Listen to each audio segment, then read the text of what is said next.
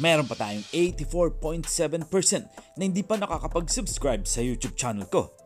Bagong lahat, huwag nating kakalimutan na mag-subscribe and click the bell para ma-receive ninyo lahat ng aking notifications.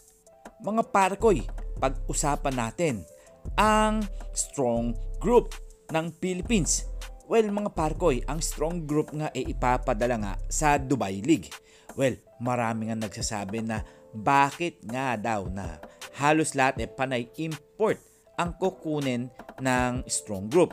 Well, pag-usapan nga natin na isa na nga dyan ay si Dwight Howard. Well, mga parkoy, itong si Howard nga talagang nakakapagtaka dahil lumipat nga siya dito sa Pilipinas para maglaro kay Charles Chu.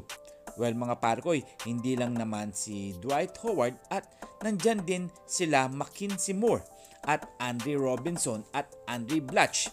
Well, sabi nga sa Balitang Brownlee, nakakausap nga daw ni Charles Chu itong si JB as gusto daw neto maglaro para sa strong group athletics para i-represent ang Pilipinas sa prestigyosong liga ng Dubai International Championship.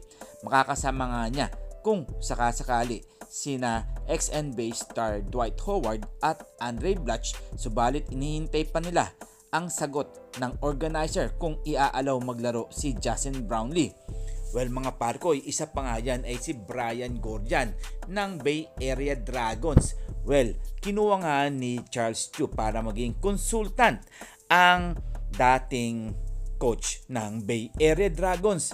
Well, mga parkoy, malaki nga talaga ang maitutulong neto kay Charles Chu sa strong group. Well, kung titingnan mo naman apat na player ng NBA ang makukuha ng strong group at napakalakas neto. Imposibleng hindi pa sila makapag-kampiyon neto. Alam naman natin na si Mackenzie Moore at si Andre Robinson pati na rin si Andre Blatch naglaro na rin sa Pilipinas. Well, ulitin ko si Andre Robinson hindi pa pala. Si Mackenzie Moore pati na rin si Blatch napaglaro na sa Mighty Sport Pilipinas. Pati na rin si Blatch na naglaro na rin sa Gilas Pilipinas. Well, eto naman dalawang player ng NBA legit talagang makakatulong at napakalakas ng maglaro neto noong nasa NBA games pa sila. Well, si Justin Brownlee ang pag-usapan natin na kinukuha nga rin ni Charles Chu. Sabi nga it's gonna be extra hot in Dubai with this star-studded reinforcement for the Team Philippines. Well, mga parkoy, maraming ang nagsasabi na hindi daw uubra ang mga ibang koponan dito sa mga player na ito dahil alam naman natin talagang legit na ang mga player na to at talagang kaya nilang dalhin sa kampyonato ang strong group. Well, di ko lang alam mga parkoy bakit hindi nila ginamit ang Mighty Sport Pilipinas. Siguro may mga nagbigay nga ng mga panibagong uniforme dito sa liga na to. Kayo mga parkoy, ano nga ba ang inyong masasabi? Si Justin Brownlee kaya papayagan kaya na makapaglaro dito sa Dubai International League?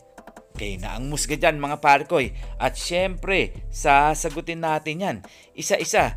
At huwag nyo kakalimutan magkomento dyan mga parkoy. At isa pa, may nagsabi nga na si Mikey Williams kinukuha din para maglaro nga sa strong group. Well, alam naman natin na hindi na basta-basta mapaglaro si Mikey Williams sa PBA o sa TNT Katropa dahil medyo malabo na. And this is Ton The Boy Vlogs. I'm out. God bless you all.